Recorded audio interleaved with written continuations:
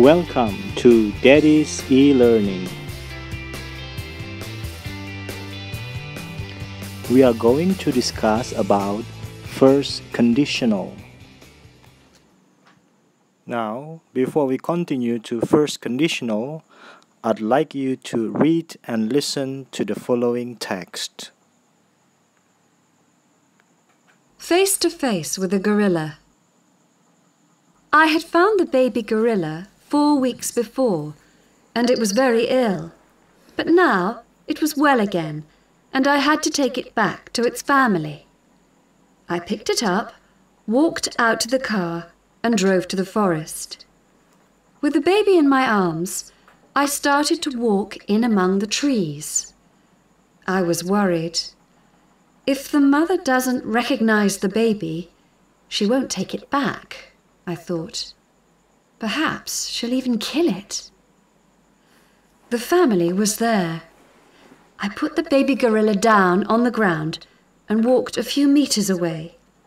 Then I stopped and watched. I could see the mother looking at the baby, and I thought, will she come closer? What will she do? Suddenly, the father was there in front of me. He was the biggest gorilla of the family. It was frightening because he was only a meter away. I was frightened, but I knew what to do. People think gorillas often attack people, but they don't. They only attack when you show you're scared. If I turn and run away, this gorilla will attack me, I thought. But if I don't move, he'll go away. I didn't move. Suddenly, the male gorilla lifted his hand. I was terrified. But he wanted to frighten me, not hit me. After a few seconds, he dropped his hand and turned. He went over to the baby, picked it up, and moved away into the trees. I sat down on the ground. I was shaking.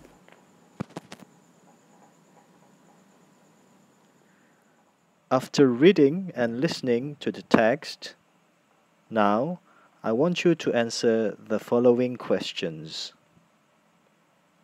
Number 1. Why did the woman take the baby gorilla to the forest? Number 2. Why didn't the woman run away from the big gorilla? Number 3. Why did the big gorilla raise his hand? Number 4. Did the big gorilla take the baby gorilla?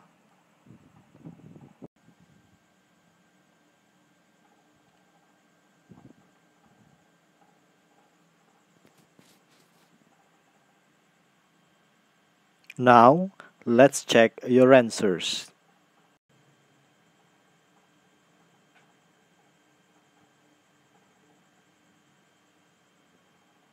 Number 1. Because she wanted to take it back to its family. Number 2. Because she knew the gorilla would attack her if she ran away. Number 3. Because he wanted to frighten the woman. Number 4. Yes, he did. Now, based on the text you have read and listened, I want you to match the two halves of the sentences.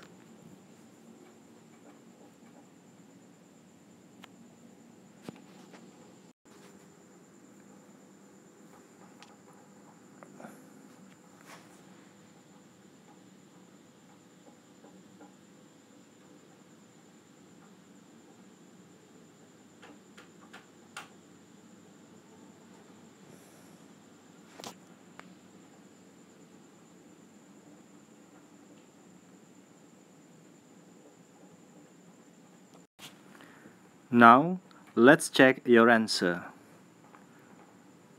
Number 1, B. If I turn and run away, the gorilla will attack me.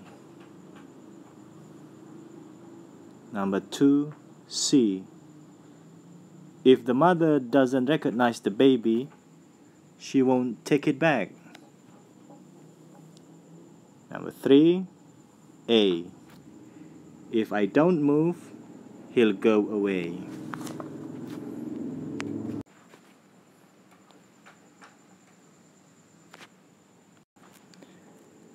These two halves of the sentence represent two parts of first conditional.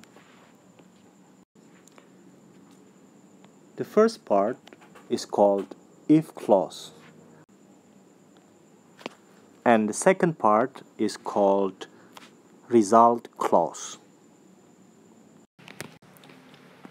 This is the rule of first conditional. We use the first conditional to talk about things we think are possible in the future.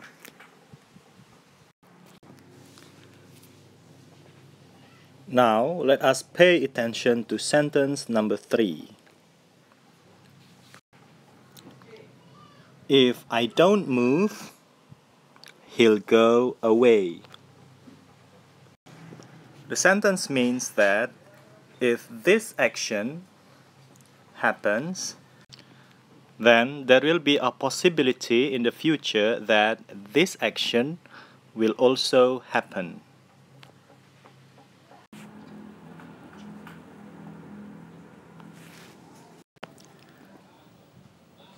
Now, pay attention to the following table. Now, if you pay attention to the first part of the first conditional, you use if plus present simple. While for the second part of first conditional, you use will or will not plus the base form of the verb.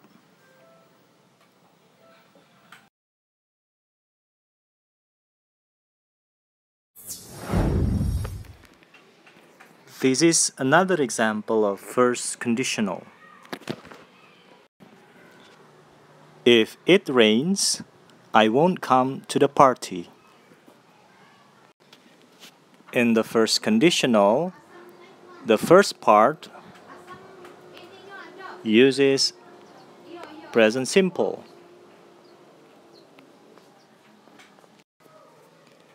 And in the second part, it uses won't plus the base form of the verb. And of course, you use if.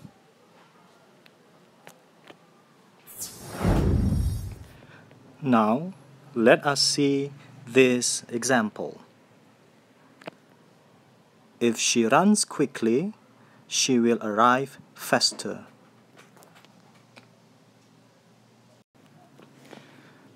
This sentence means that if there is a possibility that she could run quickly, then in the future there will be a possibility that she will arrive faster.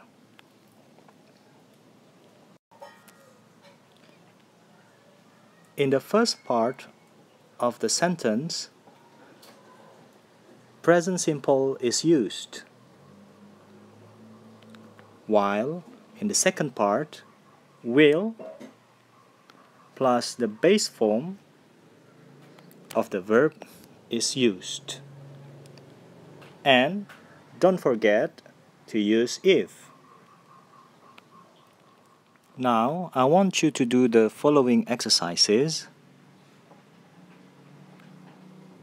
and send your work to the email in the contact section.